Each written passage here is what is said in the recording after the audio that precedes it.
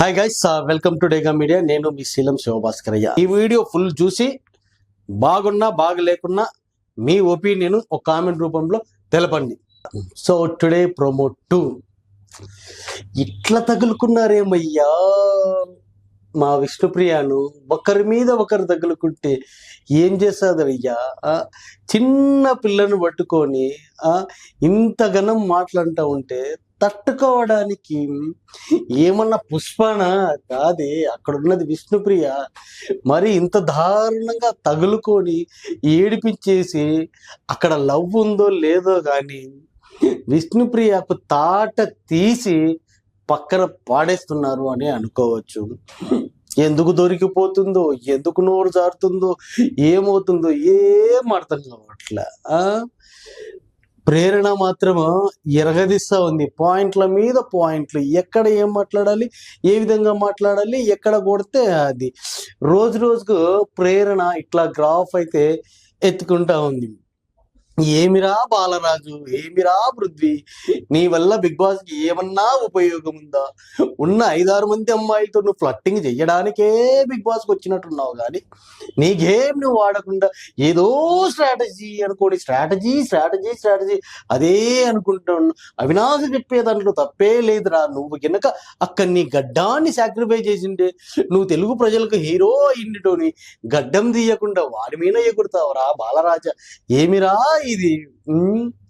అమ్మ యస్మి, మంచి డ్రెస్ చేసినావు, మంచిగా ఉన్నావు, మరి ఆ కన్నింగ్ ఎందుకు రా నాయన? నీ ఆపోజిట్ టీంలో వాళ్ళని చెయ్యాలి, కానీ నీ టీంలో ఉన్న వాళ్ళకి నువ్వు అలా చెయ్యడం మాకైతే నచ్చలేదు ఈ ప్రోమోలో.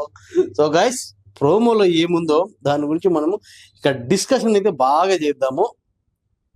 యస్మి విష్ణుప్రియకి చెప్తుంది అన్నట్టు ఏమని, 7 వీక్స్ అయినా కూడా నీ ఇన్వాల్వ్మెంట్ నాకు అర్థం అవ్వట్లేదు.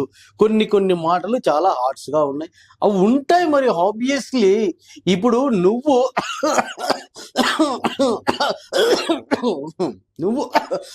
యస్మి యస్మి నువ్వు పృథ్వీని ఫ్లట్టింగ్ చేయాలని చూసినావు, వాడు పడలేదు, వాడు వేరేలాగా ఆ పిల్ల కనెక్ట్ అయినాడు.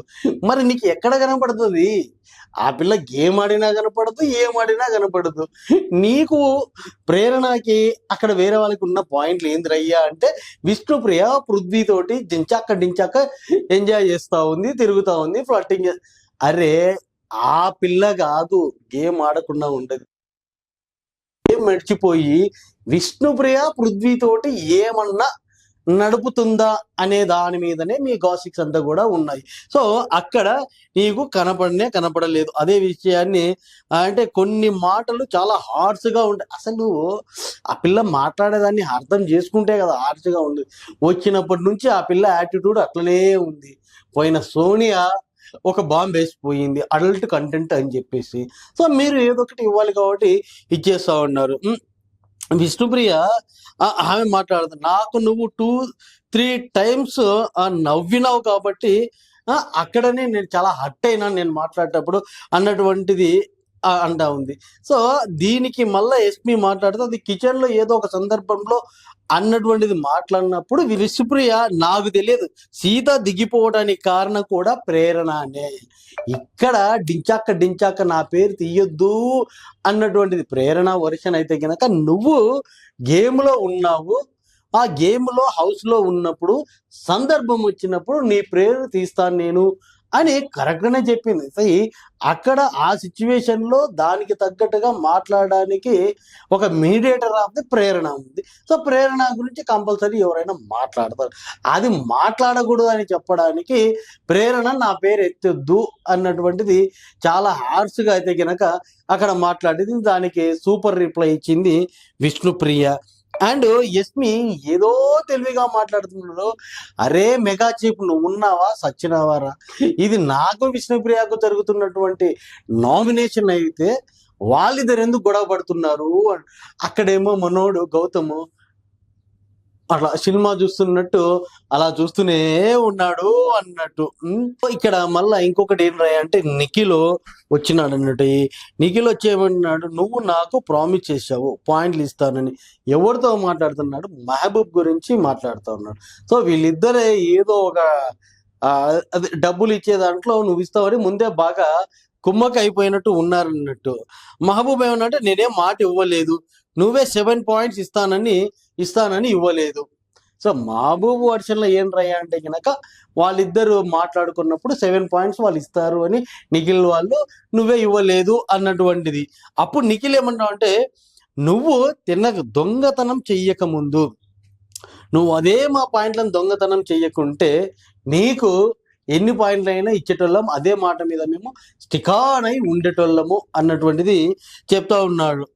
సో ఇక్కడ వీడికి చిరెత్తుకు వచ్చింది, మనోడికి మహబూబ్కి చిరెత్తుకు వచ్చి మీకు నామినేషన్ వేయడానికి కరెక్ట్ పాయింట్ దొరకట్లేదు, ఇది వేస్ట్ ఆఫ్ నామినేషను అన్నటువంటిది నిఖిల్కి డైరెక్ట్గా కొట్టేస్తా ఉన్నాడు. అక్కడ ఎస్మి ఏదో మళ్ళా మహబూబ్ తోటి గొడవ పడతా ఉంది. ఆ గొడవ ఏంటో మనము ఈరోజు అయితే చూడాల్సిందే.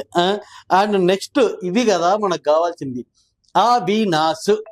అబ్బా అవినాష్ ఓ అబ్బా అది దాన్ని ఏమంటారు, స్టిక్ను ఊపుకుంటూ గట్టిగా ఎగురుకుంటూ వచ్చేస్తా ఉన్నాడు అన్నట్టు. వచ్చేసి చెప్తా ఉన్నాడు ఏమని మనోడికి పృథ్వీకే డైరెక్ట్ అటాక్. ఏమని అటాక్, బిగ్ బాస్ ఫ్రీగా వచ్చావా నువ్వు, బిగ్ బాస్ డబ్బులు ఇచ్చినే కదా నువ్వు వచ్చేది అన్నటువంటిది. మన ఆబ్వియస్లీ ఎవడైనా డబ్బులు ఇచ్చేనే వస్తాడు, అంత టైము ఆడ ఫుడ్ లేకుండా బెడ్ లేకుండా ఏం లేకుండా ఎందుకు వస్తారు, డబ్బుల కోసం వస్తారు. కానీ అవినాష్ పాయింట్ ఏంటంటే నీకు డబ్బులు ఇచ్చే వస్తావు కానీ బిగ్ బాస్ నీకు డబ్బులు ఇస్తానంటే నువ్వు గడ్డం ఎందుకు తీయలేదు అన్నటువంటి పాయింట్ అయితే రేజ్ చేస్తున్నాడు.